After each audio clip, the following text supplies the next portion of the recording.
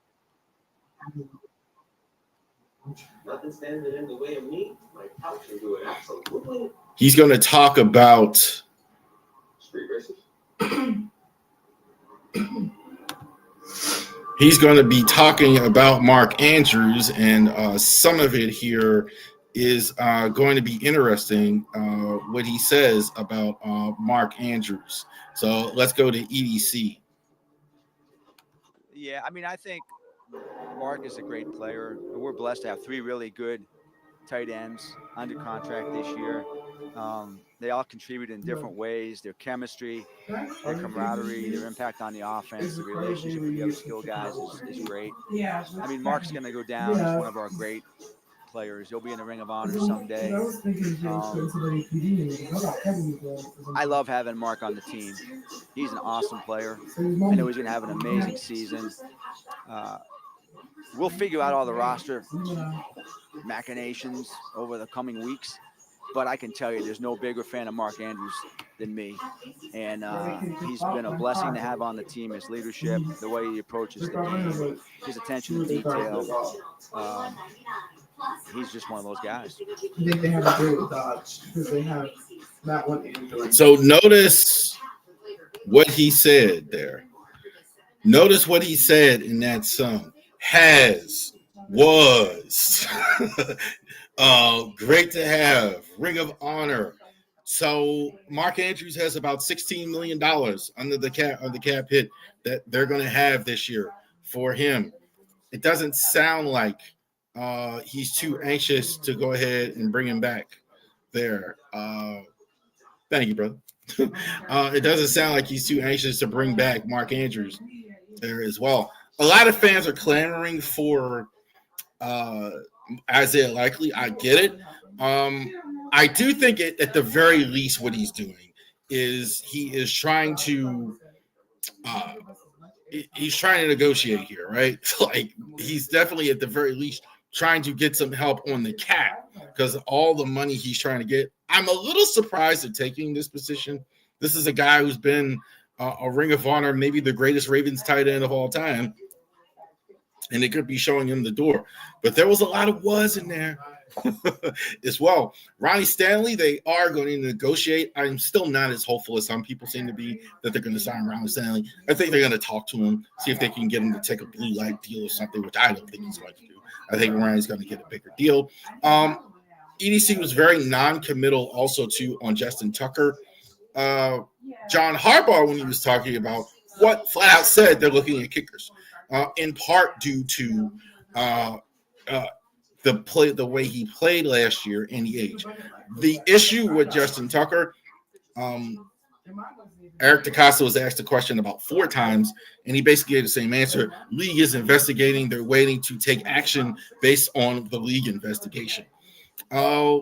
They don't sound like they want to cut it because they're not saying much. I think if they wanted to do it, they would have done it by now or something.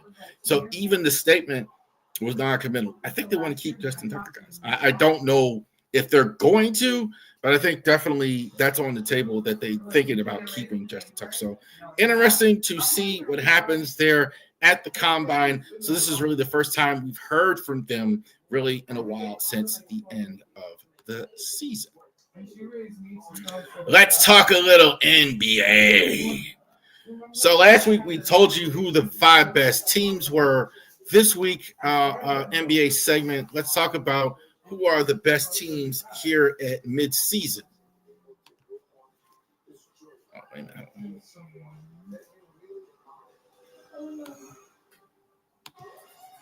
There you go. So here are the best teams here in the NBA here at the midpoint in the NBA season. So the best players, who are going to win the NBA, MVP, etc. Now we had some big deals happen here. So we did have Victor Wembanyama, who was probably a defensive player of the year. He's not going to play anymore. So that also had to be adjusted. The rookie as well. One good rookie for the Philly. He's out for the season. So you have to adjust for that. What happened. So I kind of took those guys out. But let's just go over here real quick. Malik Beasley for the Pistons. The Pistons, I think, are a little bit better this year. I think this is a guy definitely who has been good on defense as far as their, sixth man of the year. Definitely scored some points for them. Peyton Pritchard is certainly fun to watch. So he's the cool pick. He's definitely been hitting a lot of those outside shots for the Celtics. The Celtics have a deep bench. I think this guy has led the way for him. DeAndre Hunter, I think, is absolutely the guy for them. He's actually just moved to Cleveland, was playing a lot in Atlanta. I think that will only help his chances playing on a good Cleveland team coming off the bench. So I like DeAndre Hunter here as well. This is probably Victor Wembanyama. I think I would have had it, but since he's going to be out for the year, I'm not going to put him. SGA, I think, is a tremendous defensive player.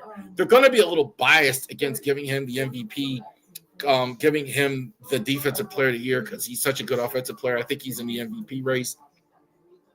But I look, this guy is phenomenal defense. This guy is Scottie Pippen, Michael Cooper. When I see him on defense, good on-ball stuff. Maybe the best on-ball guy in the league as far as defense is, as far as a guard. Dyson Daniels is phenomenal to watch. 3 steals a game. Getting in those running lanes, stealing the basketball, making an impact on defense. Fantastic. This is what you want more guards. This guy is a true pickpocket.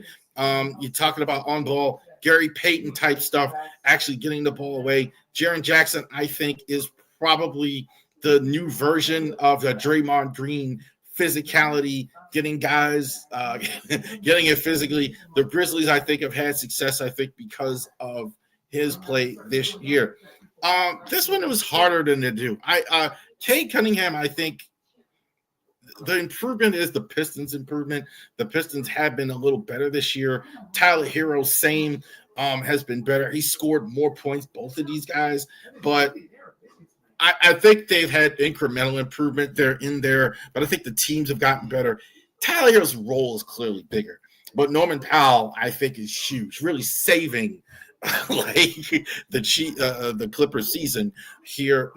Maybe not going that far, but you got Kawhi Leonard, a bit unpredictable is whatever. You got Norman Powell. The fact that he's improved has really helped the Clippers stay in the playoff race as well. The 2 Grizzlies, Zach Edey, great player from the Big Ten. I think probably not as good as some people thought, but also better than some people thought. There is a place in the league for a big physical center, changes shots as well. At times he does look a little slow, so maybe that hurts him on offense. But I think he can develop into that. Jalen Wells, I think, is really good. I think he's like a 12 points a game.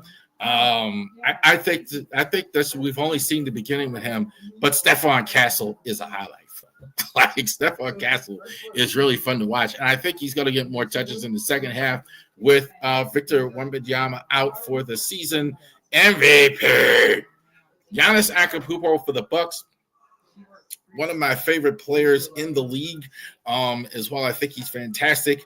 Nikola Jokic, I think, has been carrying a really good Denver team all season. So absolutely, it's more of him by himself this year.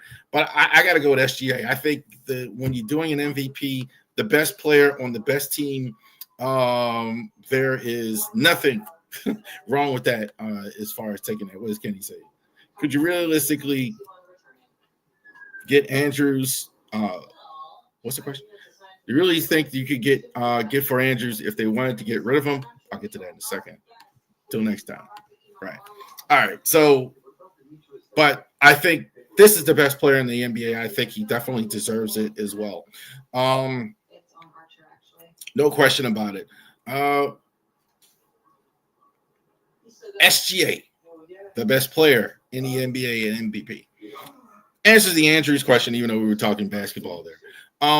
I do think there's going to be a market for Andrews. There's not a lot of good tight ends in the league. I don't think a first is on the table, considering like he's in his late 20s, almost 30. But I mean, you still would probably put him in the top 5 tight ends. I think everybody's talking about Andrews around here like he's a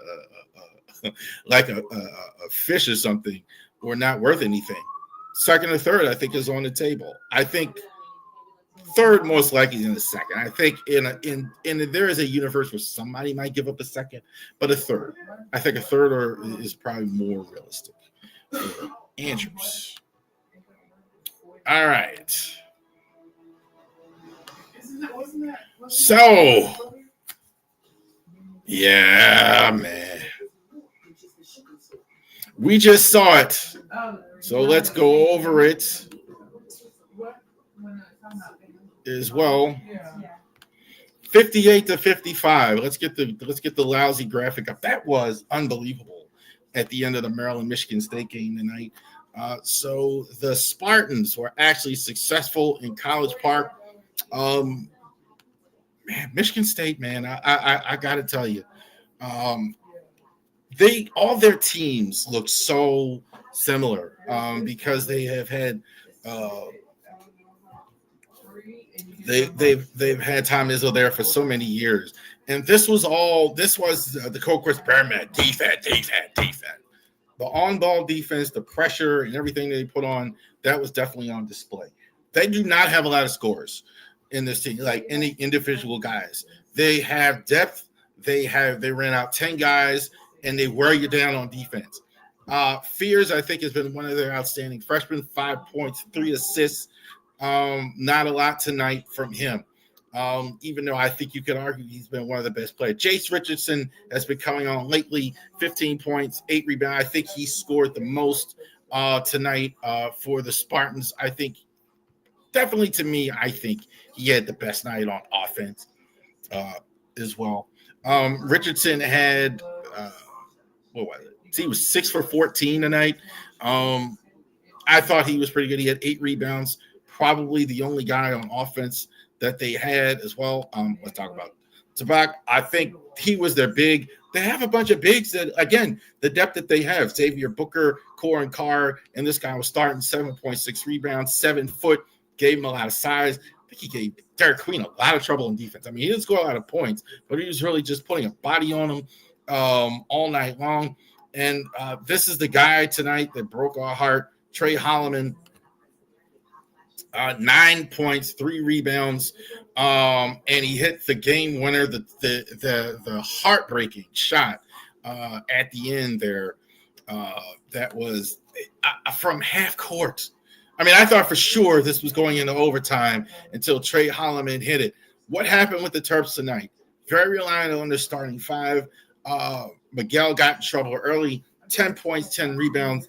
Queen, they were just swarming him all night. They have good defense. This is the second best defense in the Big Ten. This is the best defense. I mean, the scoring defense is something else, but they didn't score a lot of points. Queen was basically held in check. Gillespie did not have a good shooting night, but at least he was good at the line. I think he was like 2 for 11 or something like that. Yeah, he was like 2 for 10. But he hit all the free throws, which actually gave him that, and it was at least getting to the line. Ronnie Rice had by far the best offensive night. He was the only guy hitting his jumper. I think Rice is a good third option because you kind of take Queen away, you take other guys away, and Rice is the one. He seems like every time they try and do that, he's the guy that goes ahead and kills you. Heartbreaking stuff, man. So the Terps probably could have moved themselves into a top 4, top 5 NCAA tournament.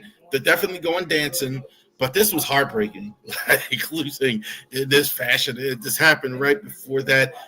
Not too discouraging, though. Michigan State's really good.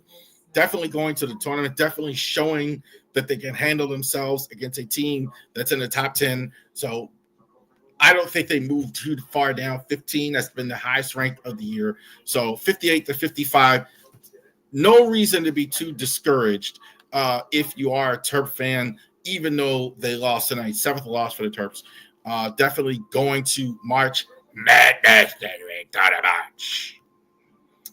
All right.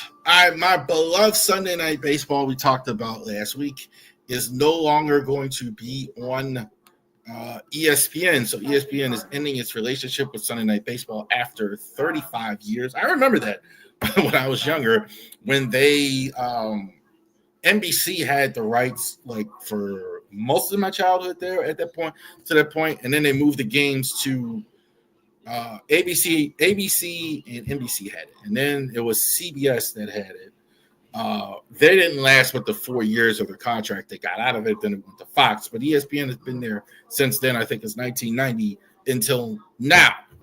So Sunday Night Baseball is moving. Interesting to see what happens with Sunday Night Baseball. I heard a comment, and I really wanted to say where with Sunday Night Baseball, I heard somebody say this week, when they stopped doing baseball tonight, I became more of a fan of just the one team than the whole league. So I think the Sunday Night Baseball to me is for the whole league, is for everybody. This is how for years I was able to keep up with the rest of the league. The Sunday night game, I'd love to see what they do with the Sunday night game. So 2025 is going to be the last season. What do I think? What do I like to see happen?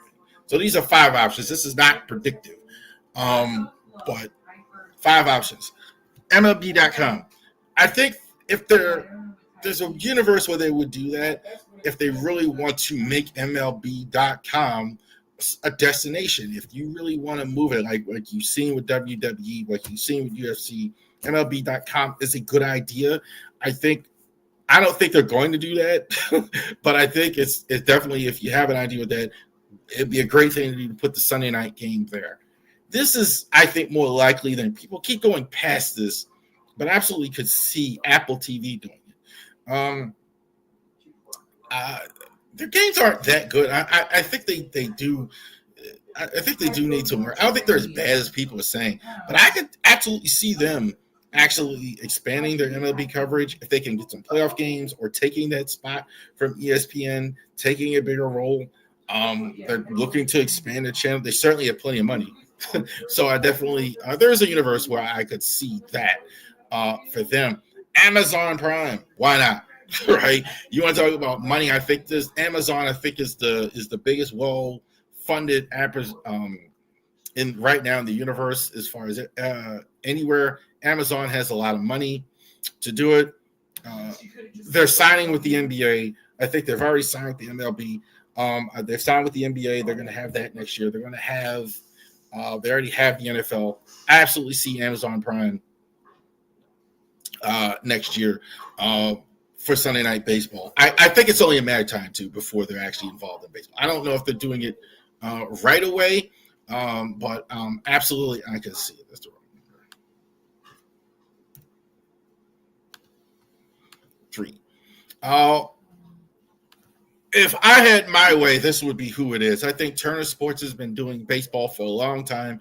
They had the Braves. They have the LCS. They have a League Championship Series. I think they already have a good team. Do they want to get more involved? I think Sunday Night Baseball, they could use it. And they might have a spot now that the NBA is going to be leaving. So I think this would be perfect for me to have for Turner to actually have Sunday Night Baseball to help them with their HBO Max and their streaming and everything like that. I think this would be outstanding to have them actually have it as well. I think the only one better is, I think, the network that has it is Fox. I don't think they cover baseball as well as they should. I think the national media is kind of thinks whatever about baseball. But I do think if they had the Sunday night game, they would be interested in. So they already have the World Series and all this other stuff. But I think the Sunday night game is something they absolutely would be interested in as well. They're basically a sports channel now. I mean, in a lot of ways. I mean, if you want to watch Fox, even the main channel, Monday through Wednesday, they have, whatever show that they have. I don't even know anymore. But like Thursday through Sunday, what are they showing? College basketball, football, etc. Like that. So have Sunday night baseball all year during the summer, it would be great instead of The Simpsons or whatever else they show on Sunday night. There you go. All right, so those are the possible destinations for Sunday Night Baseball. I really would like Fox and Turner to actually take it. I think they would do the best at it. So let's talk about probably the best position on the field in terms of maybe that or the shortstop, but you have this is a very strong list of players to even pick the top 10. Very hard to do. It tells you why, because I don't even have Mike Trout on the list. Mike Trout is going to be playing now, no longer in center, going to be in right. I didn't even put him on this list of guys on right field, whereas left field, if he had stayed center, I'd have had him on the list. So that tells you how good of a list this is of players that we have in right field. So let's go ahead and get it cracking. Colton Cowser for the Baltimore Orioles is 10. I do think Colton's going to be in the top 10. I don't know for whatever that's worth. There is a big drop at 8 here. I mean, he's not an elite player, but there's no question about it. Cowser doesn't have to fight for a spot. He's going to be in right. I think he's going to be in the lineup every day. I think he had a good year last year, 20 home runs. I do think this guy has all-star potential written all over him. Definitely, certainly. And he's very good defensively. I love this defensively too. Cowser, another reason he's on the list. He's very good defensively. So I think Cowser is 10 in right field. Again, just showing you the straight. Like, had this guy stayed in left, he is going to take over in right. Christian Yelich is going to be now full-time as DH a lot of this year. So Chirino's going to be in right, and I think the sky's the limit. Jackson Merrill and Carl Skeens and Chirino last year were the 3 best rookies, I think, in baseball, and I think he was fantastic out there. I don't think anything stopping him from having 30 home runs and 100 RBIs going forward. I like his defense as well. I think definitely he has a long way to go last year. 20 home runs, 79 RBIs. I think that's just a start for him as well. So Jackson Chirino, I definitely have him in the top 10. Top 8, you have some real talent here. Little surprised that he is back with the Dodgers, that another team didn't take him after the year he had 33 home runs, 99 RBIs, going to play in right for the Dodgers. The lineup is so stacked. I mean, we all know this, right?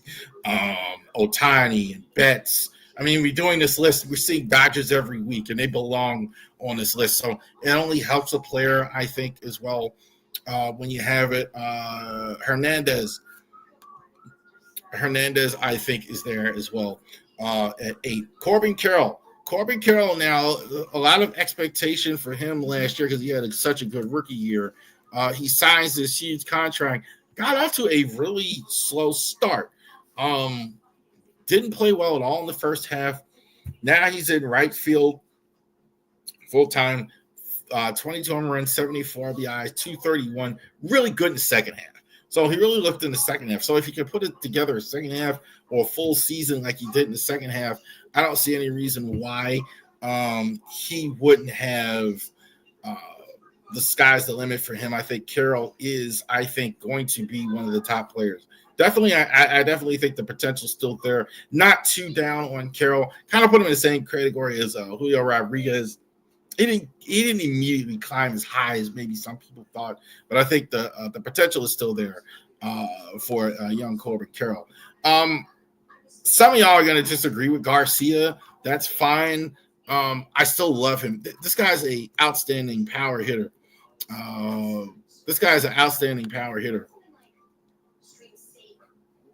Adolis Garcia for the Texas Rangers. Last year, he hit 25 home runs, 85 RBIs, 224. Average is a little lower than I like the last couple years, but definitely the power's there. I definitely see him bouncing back. I definitely see a lot of the Rangers. I've said it about a lot of Rangers. I definitely see them bouncing back and getting back into more of what we've seen from them as well. I have him at 6. Great power hitter. I think he's got a great throwing arm in the outfield, number 6. MVP candidates here pretty much here at 5. Fernando Tatis. Only thing he's ever done wrong is he did have I take it back. He did have the where he got in some trouble as far as failing the test and all that, etc. So he missed some games. 21 home runs, 49 RBIs. Keep him on the field, and there's no problem as well. Has some problems, got to get his mind right, but I think the talent is absolutely there. This guy is a masher when he's absolutely healthy as well, but just got to get his mind right. That's the only flaw in his game. Could play many positions on the field. I think he's outstanding in right field as well. Tatis is there, number 5. Kyle Tucker. Something is wrong if the Astros traded this guy away. The money he must have been asking for is a thing, because that's got to be the only reason. Because Tucker, I think the secret's out. I think Kyle Tucker is a fantastic offensive player as well. So he's going to Chicago. He's going to be the alpha in the room, the best offensive player. They had 289 last year, 23 home runs, 49 RBIs. Staying healthy again the whole year, but absolutely Tucker, I think, is going to be one of the highest paid players in all of baseball. Still really young. I mean, Tucker's about 28 years old, very accomplished, played on the World Series team. A lot to like about Tucker. I'm surprised that the Astros actually moved him. Ronald Acuna Jr., we know what he can do. He had 50-50 the season before. Like a lot of the Braves, had an injury last year, didn't play as much. But Acuna, I think, is about as good of a prospect as you can get. Definitely think that Acuna can get back to the number one spot as one of the best player in all of baseball. Just got to stay healthy. No other reason to not think that. Juan Soto, I think, would be number one most of the time on teams, but signed for a whole lot of money. I mean, that was a whole lot of money with the Mets. Biggest contract, I think, in MLB history. Already hit a home run in spring training. Defensively, he's not good. That's the only thing. I mean, he's just not thinking sometimes in the outfield. But no one cares because he's such a tremendous hitter as well. Certainly, even with Aaron Judge on his team, the number one, 41 home runs, 100. I mean, just offensively and every standard, fantastic. He's still not as good as the Judge, Aaron Judge. Aaron Judge again last season, 58 home runs, 144 RBIs. The Yankee captain. Only thing I would say, he's getting older. I think it is a thing, him going back to right. I think not a good idea putting him in center. They're going to have Bellinger this year, but Judge, no question. Nothing to worry about. He's over 50 home runs like every year. No question about it. There you go. So those are the top 10 right fielders in 2025 in MLB. Next week, we're going to go over the pitchers. So we have 3 more left here as well as we march towards the beginning. Oh, 4 more. I think, no, not the pitchers. DH next week. We're going to go ahead and do that. So let's go ahead and talk about the Orioles' second spring training report. So that's going on. So now we're in full swing. So last week, guys just started the report, kind of getting started. Now we're in the games. Now we're in the things that are happening for sure. Second spring training report for the Orioles. So they lost the spring training opener to the Pirates 10-5. Emmanuel Rivera hit a home run in the 8th inning. First pitch, Albert Suarez pitched inning in 2/3, gave up 2 runs. It's a start as well. I think just getting it out the way, getting it start is a good thing for the Orioles. I don't know who's going to be on the bench. I think that's going to be a thing. I don't know how much these at-bats are going to matter on the bench for some of these guys. So be interesting to see how that goes as well. Cade Povich had 2 innings in his first spring training game. This is the second game against the Phillies. That was on Sunday. Gave up no runs. Former Phillies, Vladimir Mishkin hit a home run in the 2nd inning for the Orioles. I saw it on Twitter, but somebody said, who is that? That's spring training. You're going to get a lot of guys you don't know former play for the Phillies. I don't think he's going to make the team. I think he's just a guy who's just here, before the out, right? I'm playing AA, something like that. Get him ready. Norfolk is the thing. Sometimes you want to have guys ready who have some major league experience. AA is probably, to me, the last time you're really developing guys. AAA, you want guys, you're developing guys, but you want some guys there that are kind of like 4A players, guys that are ready to take a spot on the major league roster. Guys maybe you don't have a long-term future with, but guys you have on the roster ready to play and fill in if guys get hurt. That's a lot of the function of AAA, a guy like that. Sagano, Tommy Scano pitched his first live practice at Ed Smith Stadium on Friday. Ravori arrived from Japan, quickly animated through a side session on Tuesday. Sagano pitched only needed 6 pitches to get the first inning and started in the second inning quickly, getting the first 2 batters out as well. All accounts, he's looked very good in spring training. I've not heard any negative with him as far as the way he's looked. Him and Charlie Morton have looked good so far. Now, it's still early in the spring. We're not in the games and all that other stuff yet. They're still kind of getting stuff ready. But everything has looked good as well. There's no indication that this is an error or anything like that. He's really pitched well. Dylan Beavers having a very strong spring. Unappreciated prospect. Shout out to Cam Bryce who wrote this right here. Unappreciated prospect that's not talked much about. He's really having a good spring. I love Dylan Beavers. Not by me. Like, I think Dylan Beavers is all these outfielders. I kind of can't understand what Michael Elias is doing. You got Bradfield, you got Dylan Beavers, you got Honeycutt, you have Kerstad, you have Kauser, Stola, and you brought in Carlson. I don't know what you're doing with all these outfielders, but that's not stopping a young player like Dylan Beavers from really tearing the cover off the ball during the spring. Brandon Hyde said on February 25th, Philly Tweets will throw a couple more live BP sessions and one more tomorrow and on Thursday. Boy, it's so non-committal on Felix. I don't know why they're not letting it rip at this point. I think I talked about this last week as well. But it's been 16 months. Let it rip. Let's see what we got at this point. They're just slow walking everything with Felix. But I like to see it. At this point, you should be letting it rip. But they're just kind of just slow walking everything with Felix. Chase McDermott has still not been cleared to begin activities. However, he said earlier today that he feels good after going miles last year. So doubtful we'll have McDermott at the beginning of the year. It depends on how he feels. I think you see maybe May or something like that. I'm not sure there's a spot for him anyway, so there's no reason to rush. So you may see him in Norfolk or whatever anyway, send it down. And then if you need him here, I think bullpen is more where he is going to be. Brandon Young, expected spring speaking at Norfolk, was tossed to scoreless innings pitches at Clearwater's, retired the side in the 7th, in the 5th. So Brandon Young's looked pretty good here.